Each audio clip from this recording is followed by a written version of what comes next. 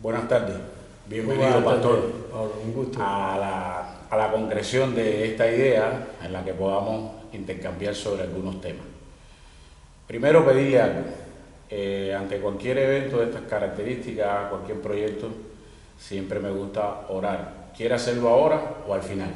Podemos hacerlo ahora, como te guste. Está bien. Padre, nos ponemos en tus manos, Señor. Queremos, Dios del cielo, que tú nos uses para inspirar la vida de otros y que bendigas, oh Dios, este tiempo de entrevistas y que tu gracia sea quien nos dirija en todo. En Amén. Jesús, amén. Amén. Pastor, la idea de que estemos aquí obedece a una inquietud personal, ¿no? Me gusta este mundo, he estado con figuras del deporte, es el mundo en el que me desenvuelvo, pero nunca había tenido la posibilidad de intercambiar con un líder religioso. Primera pregunta, para aclarar concepto, ¿pastor o reverendo? El concepto de pastor es más usado en Cuba. En cuanto a función, es lo mismo. Y reverendo es más usado en los Estados Unidos. Yeah. ¿Cómo le gusta que lo llamen entonces? No tengo predilección. Como guste quien está hablando con usted. Correcto. Bueno, a mí me gusta el término pastor, porque pastorea, conduce, y un poco que en mi vida usted ha venido a eso, a pastorearme, a conducirme. Por eso entonces le voy a seguir llamando pastor. Gracias. Está bien.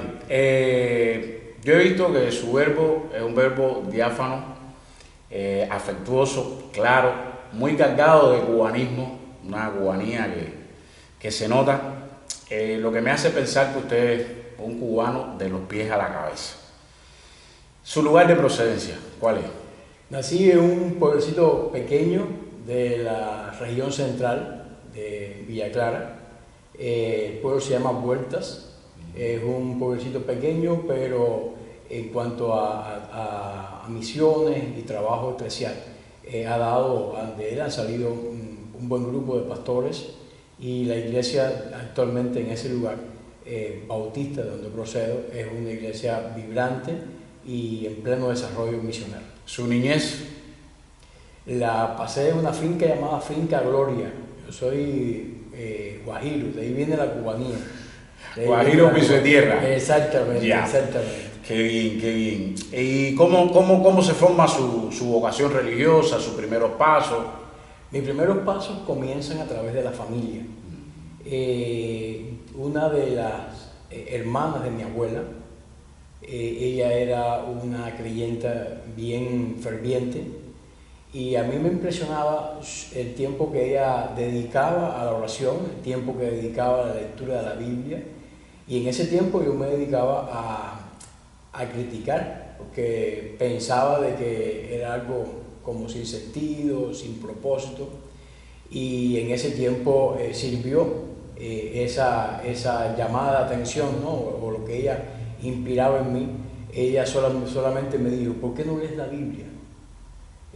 Si considera que es una pérdida de tiempo, pues quizás léela y ve a ver lo que yo encuentro ahí, si a lo mejor tú lo encuentras. Y ahí comenzó mi inquietud religiosa, y ahí comenzó también mi conversión, y ahí comenzó todo. Siempre dentro de la denominación bautista.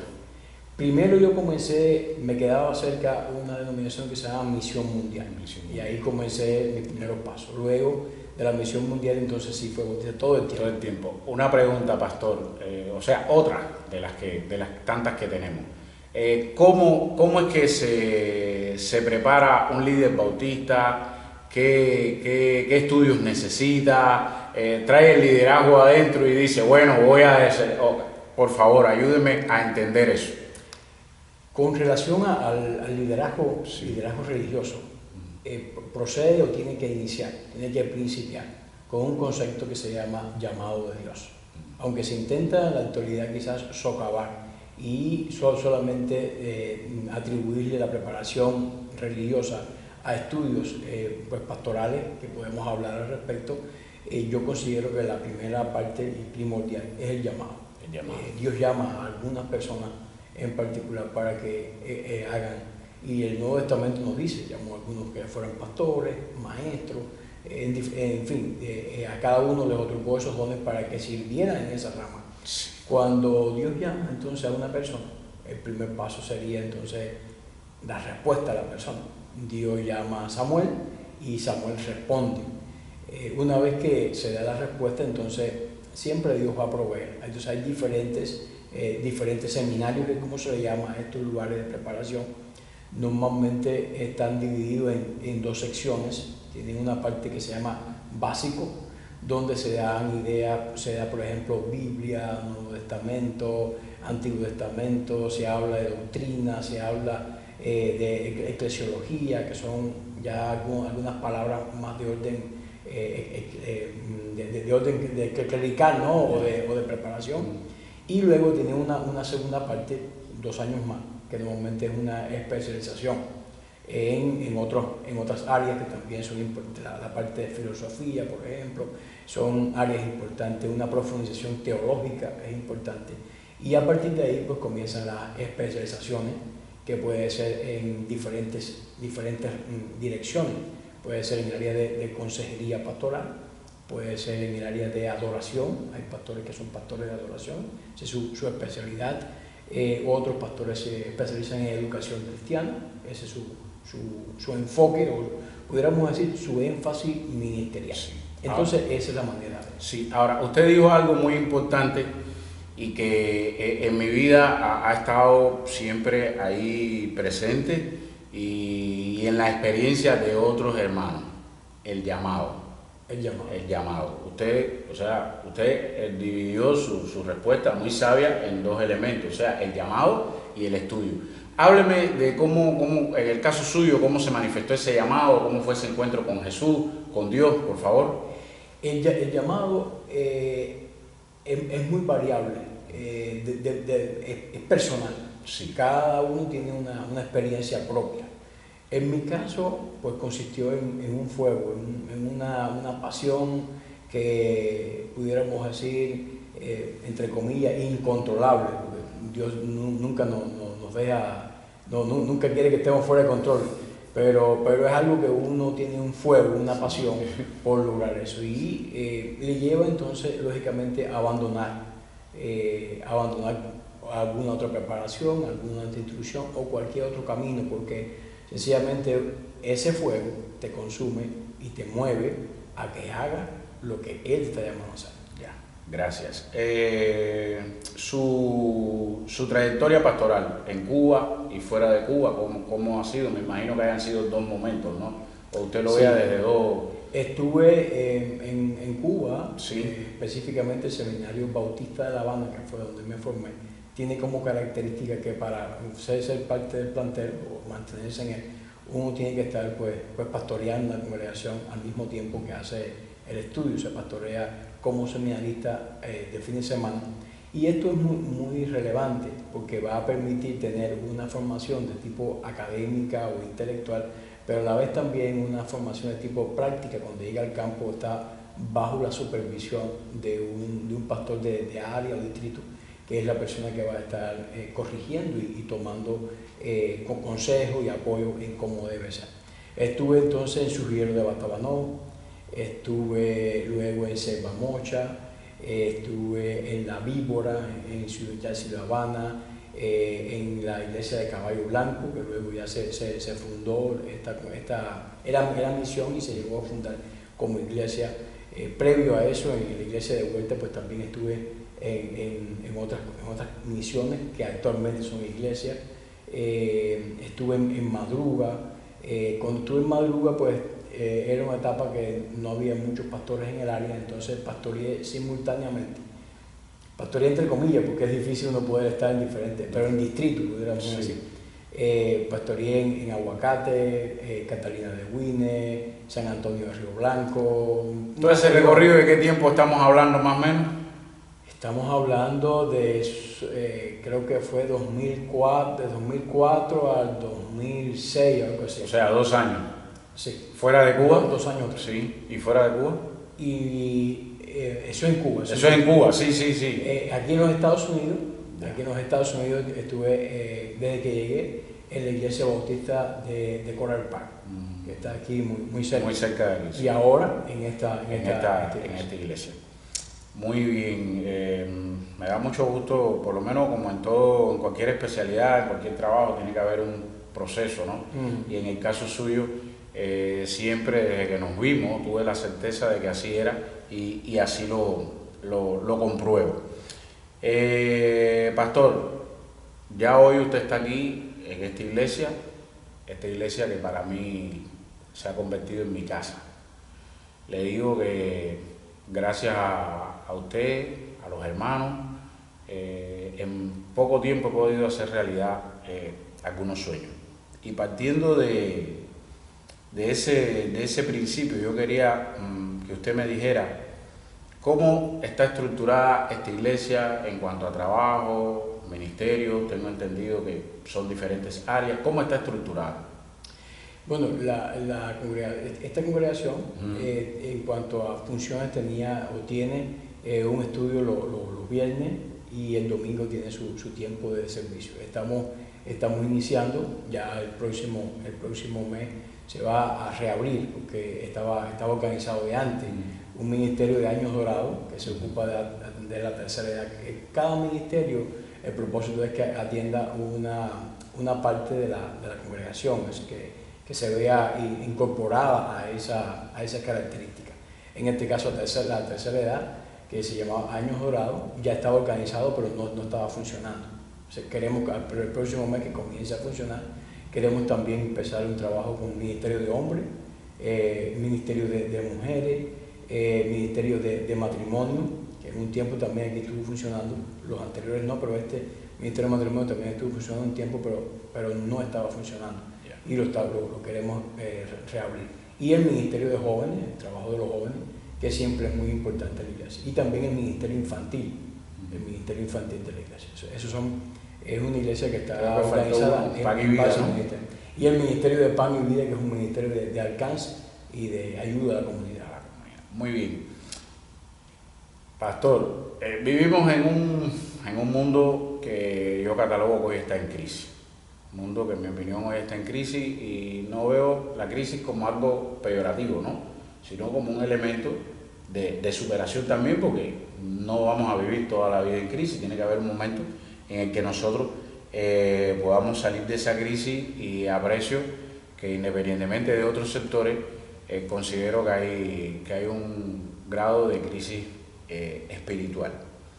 Una iglesia como esta, una congregación como esta, de la que ya hemos hablado, de su estructura, ¿cómo usted cree que esta congregación que usted representa puede ayudar a salvar al mundo, puede ayudar a que el mundo salga de esa crisis en la que hoy estamos? O, primero que todo, ¿no?, saber si usted coincide conmigo en que hay crisis, que no hay crisis. Es libre de expresar su opinión en ese sentido.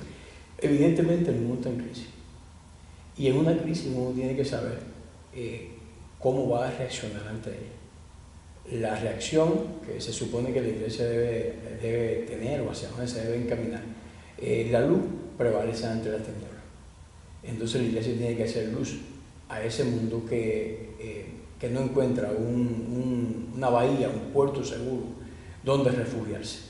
Entonces la congregación debe comenzar porque ellos mismos, nosotros mismos, seamos entonces tengamos esa luz para que vengan a nosotros. Y yo creo que esa es una de las maneras de solventar esta crisis, porque si logramos rescatar a uno más, es uno menos que va a estar sufriendo los embates de ese momento tan dramático. Sí, está bien. Creo que usted ha dicho algo muy importante. Ahora bien, yo veo que esta es una iglesia bien heterogénea por su composición.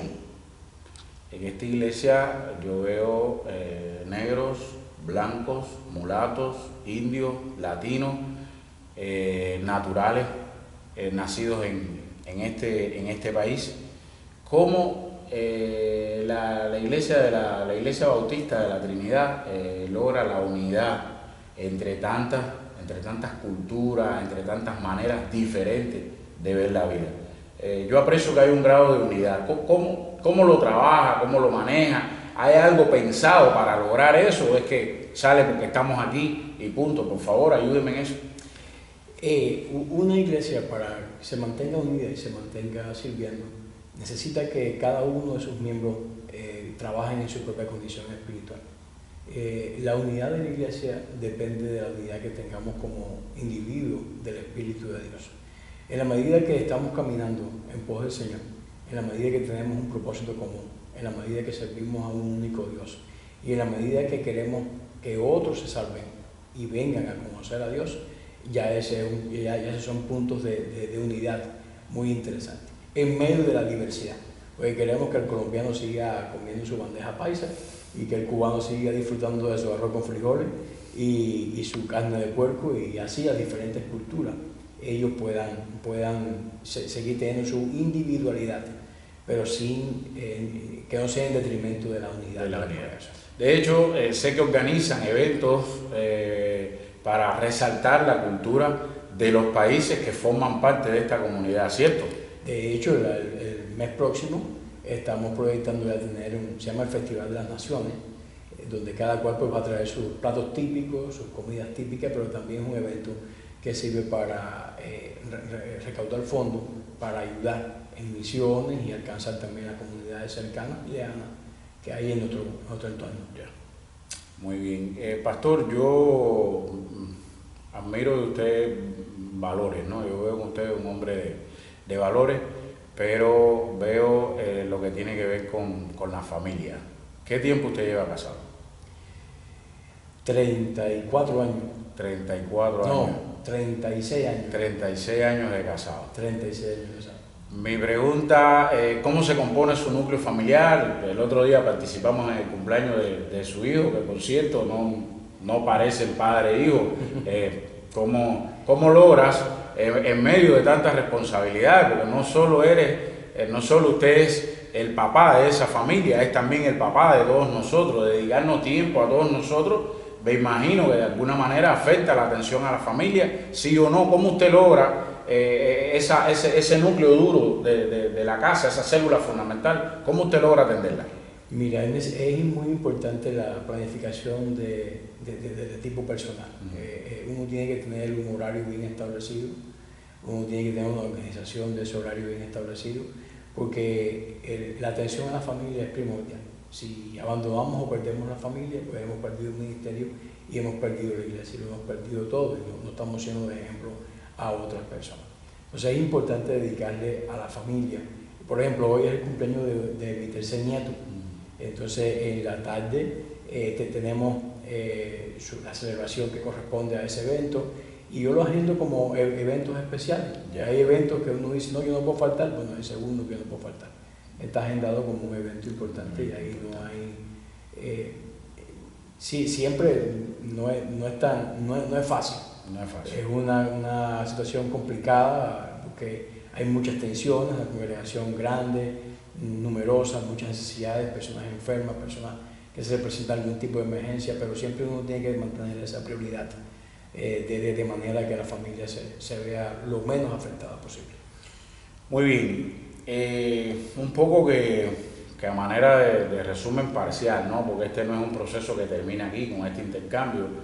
Nosotros tenemos que seguir intercambiando sobre otros temas, y de hecho ya lo estoy convocando, porque usted ha sido muy insistente en la transmisión del mensaje, el mensaje escrito todos los días, que lo esperamos con mucha avidez, pero nosotros tenemos que seguir proyectando la idea de que su imagen y su palabra trascienda a lo oficial. Entonces, mi última pregunta, a manera de resumen, es: ¿cómo se ve usted y esta congregación en los tiempos que están por venir?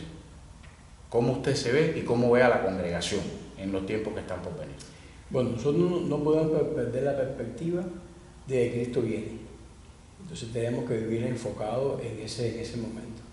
Pero tenemos que estar, como dice la Escritura, como las vírgenes, preparadas para ese momento. ¿Qué significa? Que no podemos perder el tiempo.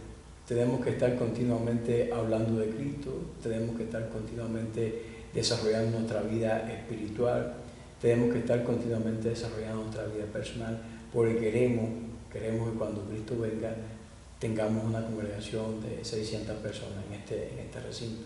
Entonces esa es la perspectiva, que nos miremos, que cada día como si fuera el último, pero que ese día tenga el significado precisamente de esa premura, de ser el último día. Vivirlo con la vida con intensidad, el ministerio con intensidad y vivir enfocado, porque hay muchos, yo le llamo detractores, que te hacen perder la línea por donde tú avanzas y se convierten en lastre para tu propio desarrollo espiritual o para que tú hagas la voluntad del Señor. Entonces es importante que uno mantenga ese enfoque. Muy bien. Pastor, agradecerle que haya dedicado parte de su apretada agenda a conversar conmigo, ¿no? Yo necesito mucho de esto, lo necesito mucho y la idea al final no ni siquiera obedece a un problema de que yo quiero que el pastor me escuche, yo quiero que el pastor se siente conmigo, no, obedece a que mientras más personas conozcan de lo que estamos hablando, eso va a ayudar al cuerpo de la iglesia. Entonces yo le agradezco que usted se haya tomado su tiempo en estar aquí con nosotros, convocarlo a usted y a otros hermanos para próximos intercambios, ¿está bien? Agradecido de esta oportunidad y agradecido de poder compartir contigo, con tu canal y con tu gente. Y enviar también un saludo a esos deportistas que tú ayudas y entrenas, que también están invitados a participar por acá. Ya estaremos por acá, ¿está bien? Okay. Gracias, pastor, un gusto.